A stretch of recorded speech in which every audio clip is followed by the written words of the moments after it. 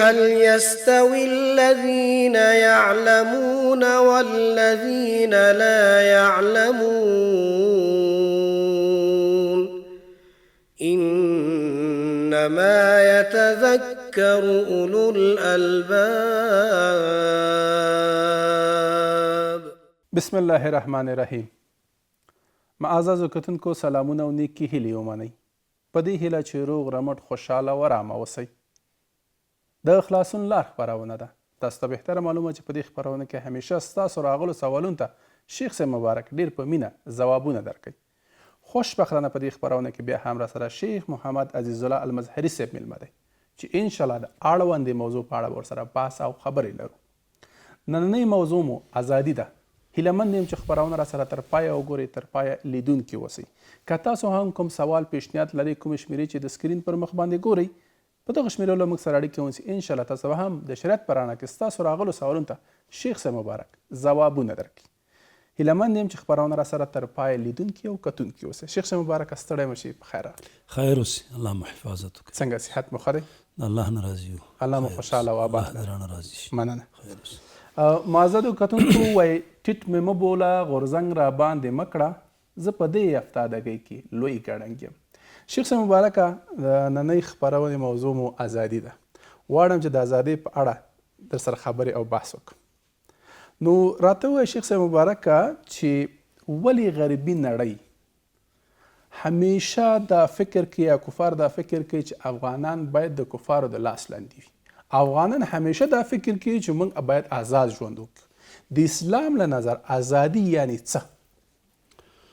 الحمد لأهله والصلاة على أهلها اما بعد. په دغه موضوع باندې ټوله نړۍ پوه ده چې افغانان د هغوی سرشت او د هغوی طبیعت هغه غلامي نه غواړي او نه غلامي خوښوي. د افغانانو تاریخ د ازادۍ په لاره کې د قربانیو نه ډک دی. دقیق. او دا یو نه ستړي کېدونکی تاریخ دی چې هم په ماضي بعید کې او هم په ماضي قریب کې د افغانانو تاریخ دا ثابته کړې. دقیق. افغانان د اسلام سپاهیان دي. د اسلامي اساساتو، د اسلامي اوامرو، د اسلامي ارزښتونو نه دفاع خپل ویاړ ګڼي. دقیق. خپل فخر یې ګڼي. دقیق. او په دې لاره کې هیڅ قسم قرباني چېرې دا نه درېږي. په دې لاره کې وژل کېدل دا فخر ورته وایي. بلکې یو بل په دې لاره کې که د چا زوی د ازادۍ په لاره کې، د اسلامي نظام د تحقق په لاره کې، د اسلامي نظام د استحکام په لاره کې او د اسلامي ارزښتونو او د ګران او محبوب وطن د دفاع په لاره کې شهید سي، نو یو بل ته مبارکي پې ورکړي. دقیق. په دې باندې فخر کوي، په دې باندې خوشحالي کوي.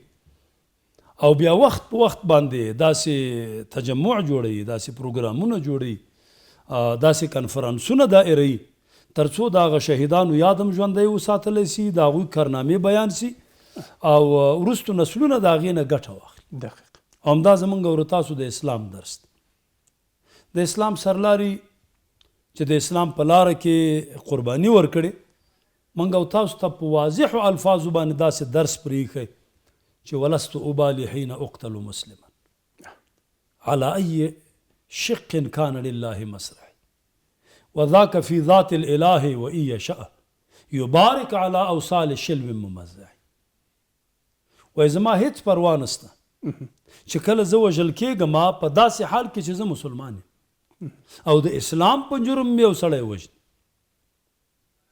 که چېرته په هر اړخ باندې زه وغورځېږم او زما بدن ټوټه ټوټه سي، زه په دار باندې وخېژولی سم، زه ژوندی په دار باندې وخېژولی سم او بیا په دې لاره کې شهید سم، په دې باندې هېڅ پروا زما نشته. افتخار ګڼي. فخر کوم. ولې؟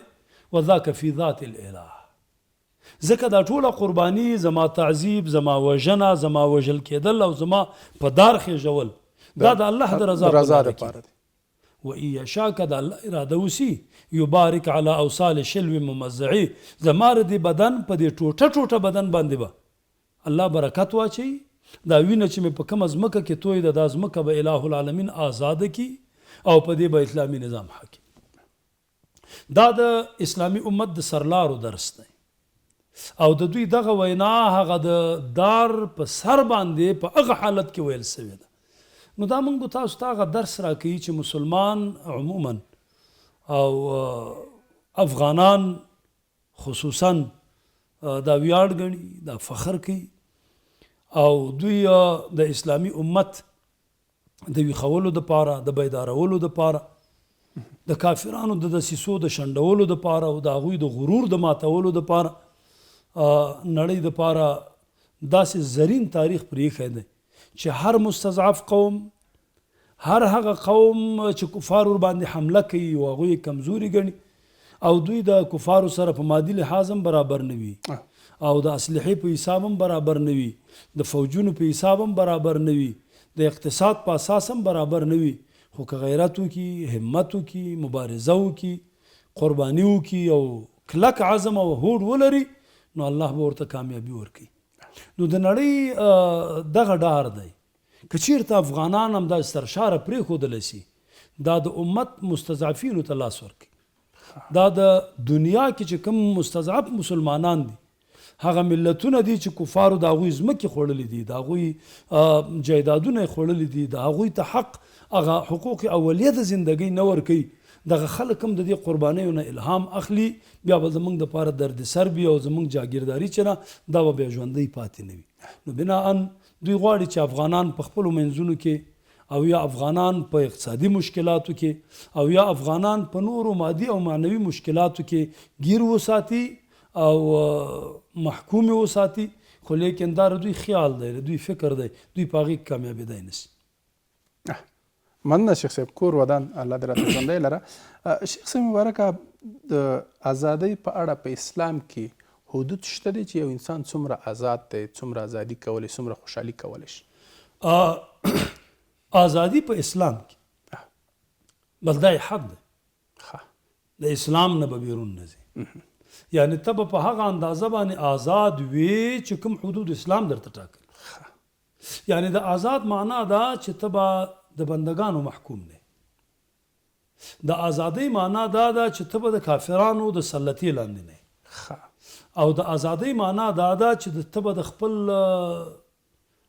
نظام واکداري، ته به د خپل ځمکې واکداري، ته به د خپل نفس واکداري، ته به د خپل مال واکداري او ته به د دې طاقت ولري چې د خپل ځان نه دفاع وکړي، د خپل مال نه دفاع وکړي، د خپل وطن نه دفاع وکړي، د خپلو ارزښتونو، اسلامي ارزښتونو د هغې نه دفاع وکړي. او په دې باب کې به په تا باندې پردی سړی، اجنبي سړی، کفار، طغات، منافقین، هغه خلک چې د اسلام د ارزښتونو سره تعلق نه لري هغوی به په تا باندې حاکم نه. خو اما د اسلام د اصولو پابند دی، د شریعت د اصولو پابند دی. یعنی مطلب دا دی چې د عبادو د بندګۍ نه به ځان هم خلاصوي، بل به هم خلاصوي او د رب العباد بندګۍ ته به ځان وزګاروي. د خپل رب، د کائناتو رب، مالک او خالق او رازق زمونږ او تاسو الہ العالمین، د هغه بندګي، د هغه غلامي، د هغه د قوانینو منل او د هغه د اوامرو او د نواهیو تنفیذ په دې ځمکه د دغې لپاره به ته ځان وزګار کړي. او د انسان د پیدایش مقصد هم همدا ده، انی جاعل فی الارض خلیفه. الله پاک چې دا انسان په دې ځمکه کې پیدا کړی د دې لپاره پیدا کړی. آدم علی نبینا و علیه الصلاة والسلام د دې لپاره پیدا کړی. الله د د پیدایش مقصد ملائکو ته بیانوي چې زه دی په دې ځمکه کې پیدا کوم د پاره د دې چې زما د احکامو تنفیذ وکړي په دې ځمکه کې. یعنی د یو حاکم په حیث دې ځمکې ته لیږم، د یو نظام د رهبر او د سربرا په شکل دې ځمکې ته لیږم چې دی به په دې ځمکه کې د حاکم حیثیت لري، د سلطان حیثیت به لري، دی به حاکم وي او زما اوامر او نواهی، زما احکام به په دې ځمکه کې نافذ وي. نو همدغه سلسله را روانه ده الی یومنا هذا. هر پیغمبر د همدغه مقصد دپاره راغلی و. آخرنی دین اسلام دی، اسلام هم د همدغه مقصد دپاره راغلی، ان الدین عند الله الاسلام. او اسلام د نظام دپاره راغلی، ومن لم يحكم بما انزل الله. هغه څوک چې د الله په دین حکم نه کوي، په قرآن باندې حکم نه کوي، په اسلام باندې فیصلې نه کوي، اسلام د نظام په حیث باندې نه مني، نو دغه خلکو دپاره څومره سخت وعیدونه قرآن عظیم الشان کې راغلي.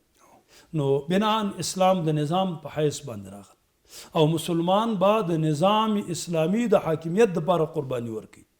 هغه څوک چې د اسلامی نظام د حاکمیت مقابله کوي یا د اسلامی نظام د قائمېدو مقابله مخکې ولاړ او یا اسلامی نظام د هغه د پراخېدو په مخکې ولاړ او یا د اسلامی نظام د استحکام په مخکې ولاړ، د دې ټولو مقابله به کوي، د هغوی سره به جهاد کوي.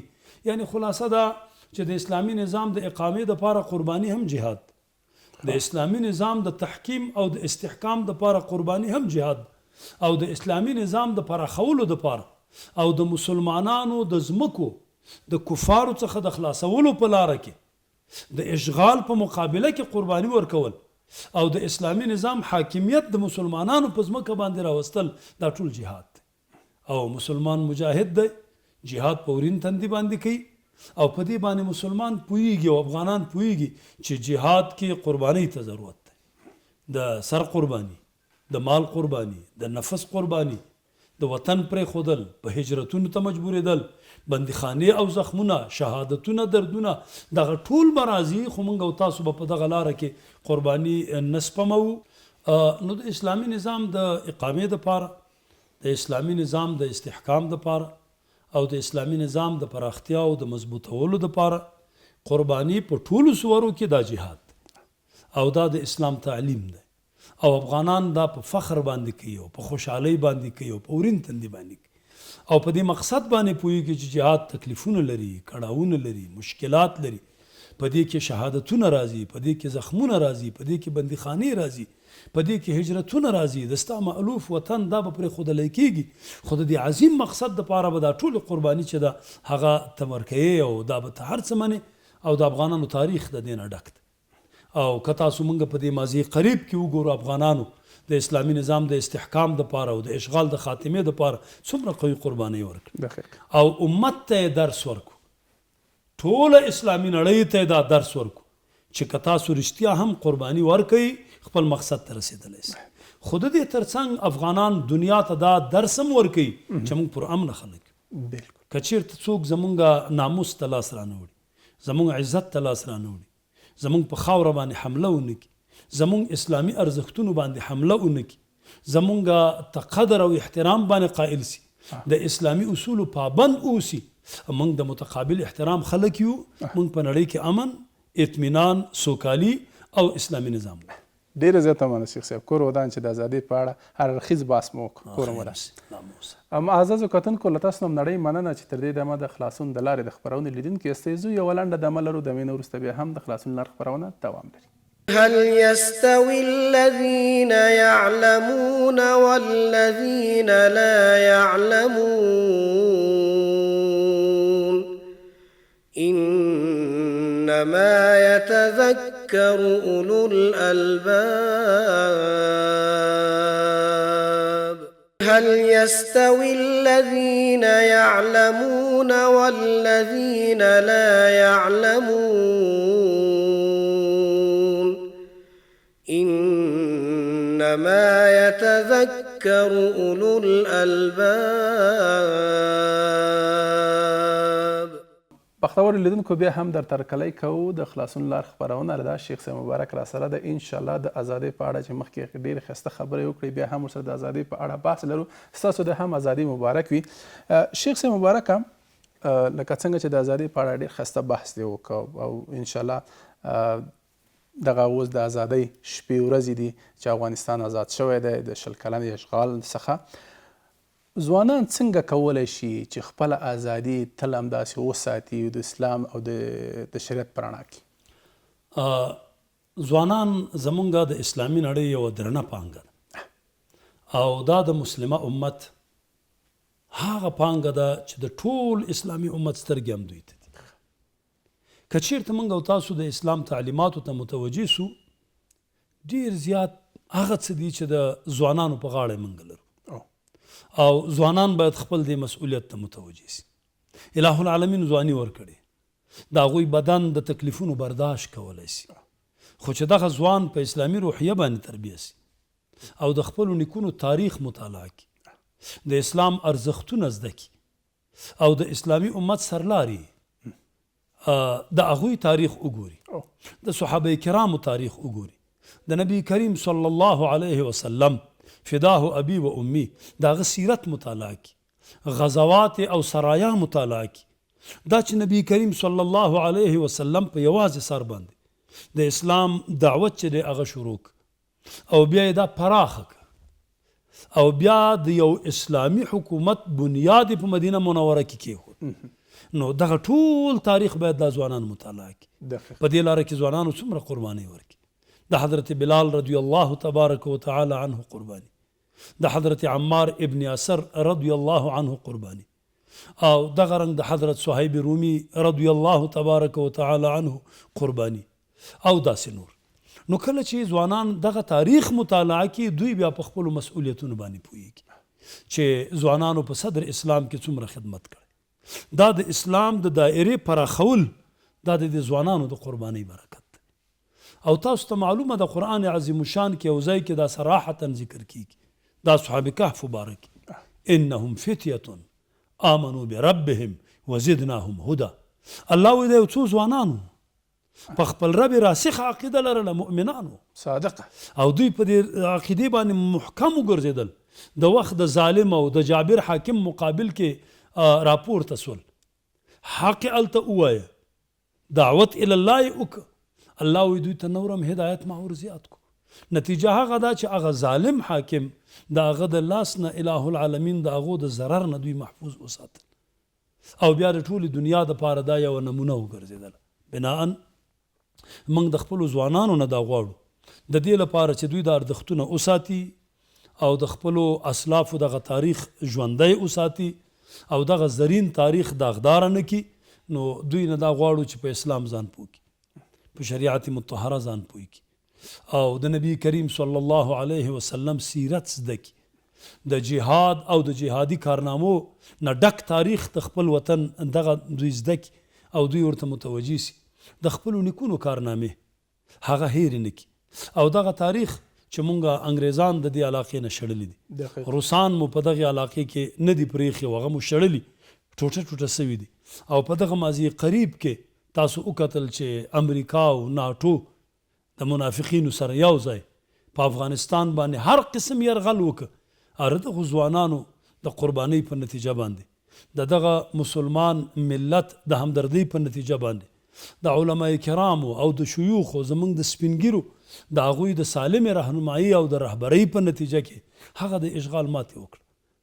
د دې واحد قیادت، د دې قربانیو، د افغانستان د مسلمان ملت د فداکاریو او د هغوی د همکاریو په نتیجه کې اشغال ماتې وخوړه او اسلامي نظام ته موږ تاسې ورسېدلو. نو ځوانان باید دا مزایا هېرې نه کړي او دغه قرباني او دغه ازادي او دغه اسلامي نظام دا چې په څومره قربانیو باندې راغلی دا باید هېرې نه کړي او دوی باید دې قربانیو ته ځان تیار کړي. حالات بدلیږي، د قرباني ډول به هم بدلیږي. قرآن عظیم شان کې الہ العالمین فرمایي وَأَعِدُّوا لَهُم مَّا اسْتَطَعْتُم مِّن قُوَّةٍ، تاسو تیار کړئ دې کفارو ته څومره چې ستاسو په وس کې وي قوت. ومن رباط الخیل ترهبون به عدو الله وعدوکم، قوت هغه د سړي د ځان سره تعلق ساتي، او رباط الخیل دا هغه اسباب دي چې ته به بیا استعماله د کافر په مقابله کې او د دشمن په مقابله کې. الہ العالمین ټول هغه څه ذکر کوي ترهبون به عدو الله وعدوکم چې ته به په هغې سره د الله دشمن هم ویرې، هغه هم بیا په تا باندې جرأت نسي کوی، او خپل دشمن چې ستا د عزت غل دی، ستا د ناموس غل دی، ستا د خاورې غل دی، د ستا د ترقۍ غل دی، هغه به هم ته ویرې، هغه به بیا جرأت نسي کوی چې په برګو سترګو د ستا طرف ته وګوري. په دغه آیت کې په دې جوامع الکلم کې هر هغه څه چې د اسلام نه په دفاع کې، د اسلامي نظام په ساتنه کې، د اسلامي ارزښتونو په دفاع کې او د اسلامي نظام په پراختیا کې کومو شیانو ته ضرورت دی، د دې آیت لاندې هغه ټول راځي او د هغو اعداد او د هغې تیارول دا په امت باندې فرض ګرځېدلي. دا فرض ده په دې امت باندې چې دوی باید دغه هر قوت چې دی هغه لاسته راوړي چې د هغې په واسطه د خپل ځان نه هم دفاع وکړي، د اسلامي نظام نه هم دفاع وکړي، د اسلامي ارزښتونو نه هم دفاع وکړي، د مستضعفو مسلمانانو نه هم دفاع وکړي، او د اسلام ځمکې چې د کافرانو د اشغال لاندې دي هغه د اشغال نه خلاصې کړي. دغه ټولې په امت مسلمه باندې فرض دي. او دغه بیا نو د حالاتو په تغییر سره، د عصر او د زمان په تغییر سره بیا تبدیل قبلی. لکه د نبی کریم صلی الله علیه وسلم په دور کې غیشی وه، لیندۍ وه، ډال و، نیزه وه. د وخت په تېرېدو باندې د خندق مهارت و، د وخت په تېرېدو باندې بیا د منجنیق استعمال و، د هغې مهارت و، او د وخت په تېرېدو باندې هغه دی چې بڼه بدلیږي، بیا نو توپ دی، بیا نو تیاره ده، بیا نو ډرون دی، بیا نو معاصر تکنالوژي ده او معاصر تکنالوژۍ په رڼا کې د دشمن مقابله کول دي. دا ټول د دې آیت لاندې راځي او دا په اسلامي امت باندې فرض ده چې خپله دفاع به کوي، د اسلامي ارزښتونو دفاع به کوي، د اسلامي نړۍ نه به دفاع کوي، د اسلامي نظام د حدودو نه به دفاع کوي. او هر څوک چې دی به دغسې د قوت خاوند وي چې هیڅ دشمن که داخلي وي او که خارجي، که د ستا وي او که د الهي نظام، دا به بیا په برګو سترګو باندې دغه طرف ته نشي راته کتلی. او دا وړتیا ځوانان کولی شي. د دې وړتیا حاصلول دا د ځوانانو کار دی، او په دغې لاره کې اعداد د دې قوت حاصلول دا د ځوانانو کار دی. دنیا غواړي چې زموږ ځوانان بې اهمیته کړي، زموږ ځوانان په عیاشۍ باندې اخته کړي، په فحاشۍ باندې اخته کړي، دنیا یې په داسې کارونو باندې اخته کړي چې هغوی نه بیا اسلامي ارزښتونه هیر وي. خو زموږ ځوانان باید داسې نه وي. دا د میرویس نیکه اولاد دی، او دا د احمد شاه ابدالي اولاد دی، دا د سلطان محمود غزنوي اولاد دی، او دا په ټوله کې د خالد ابن ولید اولاد دی، دا د حضرت عمر اولاد دی، دا د نبی کریم محمد عربي صلی الله علیه وسلم جان نثار فوج دی. دوی باید خپلو ارزښتونو ته وګوري، خپلو اسلافو ته وګوري، او هغوی چې د اسلامي نظام دپاره څومره قربانۍ ورکړي دوی باید دا قربانۍ ته ځان تیار کړي او دا هیر نه کړي. دا د یرموک غزا او داسې نورې غزاګانې، دا چې اسلامي نړۍ د پراخېدو په حال کې وه، دا چې اسلامي نړۍ د استحکام په حال کې وه، دا چې کفري نړۍ اسلامي نړۍ ته جزیه ورکوله، باج ورکاو او مالیه یې ورکوله، ټکسونه یې ورکول. اسلامي ځوانان مسلمانان باید دا تاریخ یاد وساتي او کوشش وکړي چې دغه تللی زموږ د لاسه چې کوم برم تللی دی د دغه بیا اعاده وکړي، او موږ او تاسو دغه افغانان، دغه ځوانان د اسلامي نړۍ د دې نوي تاریخ د نوي باب دپاره الہ العالمین دوی هغه مقتدایان وګرځي. ډېره زیاته مننه شیخ صاحب. کور ودان چې وخت ته ګورو وخت هم راسره کم دی. شیخ صاحب مبارکه د 40 د اسد په اړه که هیوادوالو ته څه پیغام لري، څه پیغام لري، نو مهرباني وکړئ. اجمالا خو مو دا خبره وکړه چې زموږ ځوانان او په ټوله کې اسلامي امت او افغاني ملت دا باید هیر نه کړي او د دې نه درس واخلي. ټولې دنیا په افغانستان باندې اشر کړی و، د امریکا په رهبرۍ باندې ناټو او ورسره دغه کمزوري مسلمانان چې د هغوی په دوستۍ کې خپل عزت لټي، هغوی په افغانستان باندې حمله وکړه، په یو اسلامي نظام باندې حمله وکړه. او تاسو ته کتل ګاونډیانو هم زموږ سره د همکارۍ په ځای باندې کفارو سره همکاري وکړه، خپله فضا یې د هغوی په اختیار کې ورکړه، خپله ځمکه یې د هغوی په اختیار کې ورکړه، خپلې اډې د هغوی په اختیار کې ورکړه، خپل جاسوسي او استخباراتي شبکې د هغوی په اختیار کې ورکړه، او په زرګونو حملې د دغو ګاونډیانو چې ځان ته مسلمانان ویل د اډونه د افغانستان په دې شهید پرور وطن باندې او ملت باندې په دې مظلوم امت باندې دا وشوي. او چا دا نه ویل چې دا نظام به مات سي، هغوی هم دا ګمان نه کوو چې موږ به دلته شکست وخورو. دلته د یو څو ورځو دپاره نه و راغلي، دلته دا مستحکمې اډې د دې لپاره جوړې کړې وې چې دا به زموږ دایمي ځای وي، او په دې وطن کې چې کم هغه غولیدلي خلک وو هغه هم تر څنګ ولاړو. خو لیکن کله چې د مسلمان ملت د خپل غیرت او د شهامت اظهار وک، د افغانستان د علماو فتوا باندې عمل وک، د اشغال په خلاف هغه فرض عین جهاد ته پیسې راپورته کړې او مټې راونغښتلې او په دې لاره کې قوي قربانۍ ورکړې چې موږ او تاسې د هغې تفصیل ته نه ځو. نو هغه دی چې اشغال مات شو او د ملګرو سره یو ځای شرمنده امریکایان او ملګري یې ټول وتښتېدل. نن ما او تا په دې ځای کې د اسلامي نظام شاهدان یو. نو امت زمونږ او تاسو دغه ملت خصوصا او اسلامي امت عموما د 40 اسد هیر نه کړي او د دې نه الهام واخلي او په دې باندې پوه شي چې زمونږ او د تاسو قوت په وحدت کې دی، زمونږ او تاسو قوت په اطاعت د امیر کې دی، زمونږ او تاسو قوت په اتفاق کې دی او زمونږ او تاسو قوت د اسلامي هدایاتو په پیروي کې دی. چې دا هغه فرمول دی چې په دې 20 کلن دور کې د اشغال افغانستان مسلمان مظلوم ملت دا خپل د شریعت فتواګانو ته وکړل، د خپل علماو په فتوی یقین وکړ، د الله په وعدو ایمان ولاره، د واحد امیر د قیادت لاندې جهاد پیل کړ او په دغه لاره کې قوي قربانۍ ورکړې، الہ العالمین مثمر کړې. نور امتونه هم او ملتونه هم د دې نه درس اخیستی سي که چیرته دوی هم دغسې عزم وکړي، قرباني ورکړي، انشاءالله الله به دغو ملتونو ته هم ازادي ورکړي، هلته به هم اشغال ختمیږي، هلته به هم اسلامي نظام موږ او تاسو به شاهدان یو او بیا به د ورونو په شان باندې ژوند سره کوو. ډېره زیاته مننه شیخ صاحب، کور ودان چې راغلی هېوادوالو ته هم د ازادۍ پر اړخیز بحث او خبرې وکړي. الله مو وساته، دا ازادي به ساتو، دا مو اراده ده او دا مو قصد دی او منهم من قضا نحبه، هغو ملګرو خپله وعده پوره کړه او شهیدان سو. موږ په همدغې لارې لارویان یو، الله پاک مو د خلل او زلل نه وساتي، مستقیم مو د په دې لاره ولري او تر مرګه مو د الہ العالمین ثبات قوام او دوام راته په دې مستقیمه لاره نصیب کړي. امین. معززو کتونکو له تاسو نه هم نړۍ مننه چې تر دې دمه د خلاصون د لارې د خپرونې لیدونکي وي. تر بلې خپرونې چې بیا ستاسو درانه حضور ته حاضرېږم، تاسو په لوی او بخښونکي رب سپارم.